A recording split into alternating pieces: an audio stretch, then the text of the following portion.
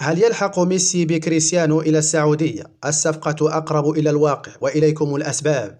منذ رحيل كريستيانو عن ريال مدريد في 2018 والجماهير تحلم بتجديد اللقاءات بينه وبين ميسي لأي مناسبة كانت، لم يتواجها وجها لوجه سوى خلال لقاء برشلونة ويوفنتوس في دوري الأبطال، وبعدها خلال حفلات التتويج بالجوائز الفردية. وبعد أن كنا نعيش بترف لقائهما وجها لوجه مرتين على الأقل في الموسم، بتنا نمني النفس بالمناسبات خارج الملعب أو بقرعة من هنا أو مناسبة خارج الملعب من هناك. منذ رحيل كريستيانو عن ريال مدريد وحلم جمعهما في ناد واحد كان يدغدغ مخيلة الأندية المقتدرة تماما، على رأسهم باريس سان جيرمان بعد انتقال ميسي إلى صفوفه، لكن الصفقة لم تتم بتاتا.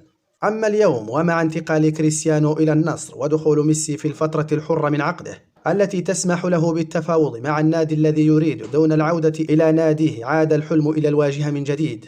هل نرى كريستيانو مع ميسي أو ضد ميسي؟ أسئلة بقيت في الإطار الجماهيري، بالأخص أن جمهور الهلال بات يطالب ناديه بالتواصل مع ميسي ومحاولة التعاقد معه للرد على صفقة كريستيانو للنصر. لكن هل تبقى هذه المطالب في إطار الصرخات الجماهيرية فقط؟ بالأخص بعدما رأينا بأم العين ألا مستحيل في كرة القدم.